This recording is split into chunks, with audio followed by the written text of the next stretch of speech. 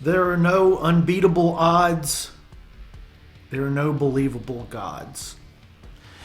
Anti-Flag frontman Justin Sane has finally been forced to take some, if not accountability, some financial burden for the pain and suffering that he has caused.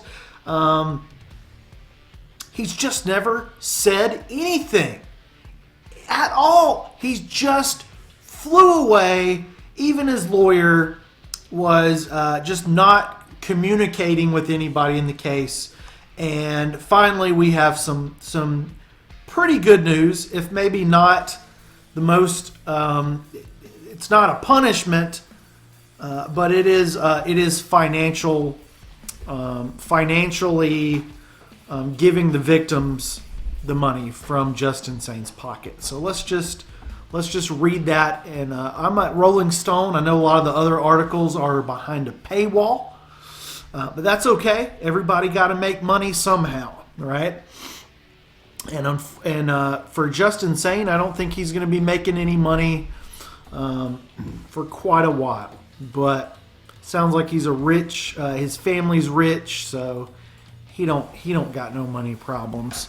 But he is short almost $2 million, and that's something. That's something. Let's take a look and see what Rolling Stone says. Anti-Flag's former frontman Justin Sane has been ordered to pay accuser Kristina Sarhadi nearly $2 million in her assault lawsuit against the singer. Chief U.S. District Judge Brenda K. Sanez handed that decision down on Tuesday, awarding Sarhadi a default judgment against Sane. That doesn't feel like enough. It's like it's defaulted, but he's just not going to talk at all. But his real name is Justin Geaver. For it's $1,170,800 plus $750,000 in punitive damages. Sarhadi is a New York holistic therapist and health coach.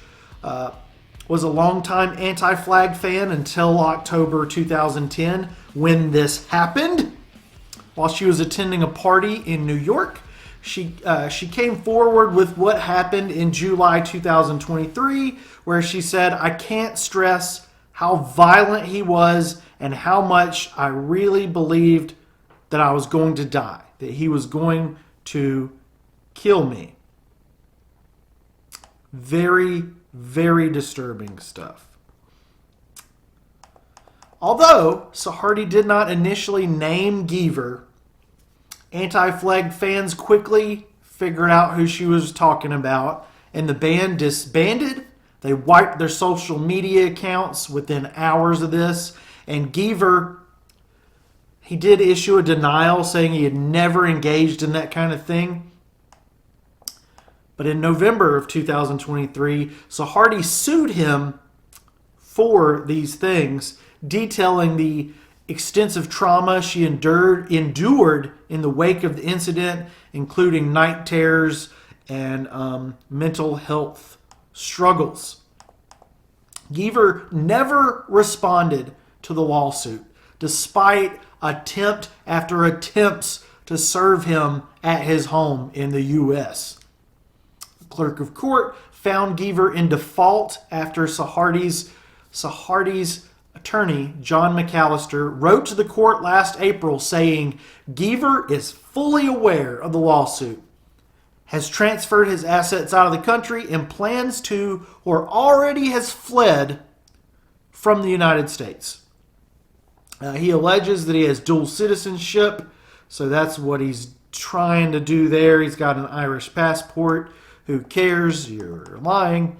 McAllister noted he was briefly in contact with Geaver's commercial attorney about settling the case, but their line of communication went dark, and Geaver's attorney refused to accept service on his client's behalf. Why? In a statement to Rolling Stone following the judgment, Sarhadi blasted Geever's silence, absence, cowardice, and she said she's humbled by the support that she's received from the other past survivors over the last 2 years. Let's keep going. There's more. The judge made the decision in my case, and it feels like a beacon of hope in a time of emboldened misogyny and unchecked power. While every survivor knows that there's no appropriate money for the harm we've suffered, I am indescribably grateful for the opportunity to be witnessed and validated and to be believed. Geever's silence, absence, cowardice prove what I've known for 15 years. There are no heroes. Not all who have the stage deserve the spotlight. And there are helpers, supporters, and allies all around us if we find the courage to use our voice. She did say she'll likely spend another decade or two recovering, but I'm proud of every person in this moment to give their shame back to their perpetrator. Proud of myself for not backing down, and I'm humbled by the solidarity of survivors on every continent. I'm no longer heartbroken by Geever's betrayal. I'm enraged that patterns of abuse like his continue to escalate in every arena and are more determined to expose them and disrupt them. That's really awesome. Rolling Stone has contacted Geever and his last known attorney for comment. You can imagine the lack of response. In September of 2023, Sarhadi and 12 other women spoke to Rolling Stone. They accused him of predatory behavior, assault, and other things across the U.S. and in Europe. The women's stories, which all sound very similar, dated back to the 1990s all the way up to 2020. Many described them as being themselves as devoted fans, and Geever exploited that fact, his position, for his own gratification. What a scumbag. I was trying to get into Against Me when all this happened. I'm glad I didn't. I was gonna no, I'm not gonna make a joke. I'm glad I didn't. I had no idea that this happened to anyone else. Sarhadi told us I felt stupid, embarrassed, confused, because how could it have happened with this person? He was anti all those things. They are this outspoken feminist band who released an album to benefit women of that crime. It doesn't make sense. But even in nature, the worst predators have the best camouflage. Been learning about alligators and crocodiles, the Crocodilia family, and it certainly seems like we've got a specimen. I don't even want to put the Crocodilia, I don't even want to put them down. But she filed a lawsuit in she filed the lawsuit. What do we got here? Do we have any new? Okay, she's got a 23-page decision and order. Let's see what we got. The wrongfully complaint of morally culpable is activated by evil, reprehensive motives. It's not to punish the defendant, but to deter him. Defendant assaulted plaintiff and shattered her emotional well-being, causing long-term ramifications years after the attack. The judge added, defendant's conduct is more morally reprehensible because he used his fame and stature to lure a much younger fan into his hotel room under false pretenses. He got what he fucking deserved, as a joker would say. I'm sorry. This is it just should be more, right? It should be Justin Sane, whatever his name is, Mr. Geever, should be in prison. And P. Diddy shouldn't have got off so lightly either. I am not sure where that case is going, but at least she's got some of his money. I hope she uses it wisely. to do whatever she wants to do with it, but I hope what she wants to do is wise things with it.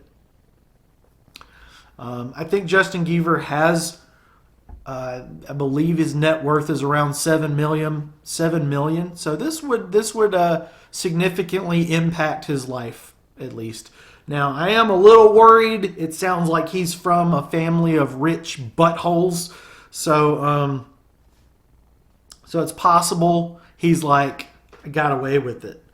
But, they should have charged him. They should have put him in prison if it were at all legally possible. But, again, kind of a good outcome on this weird situation. 3D glasses withstanding.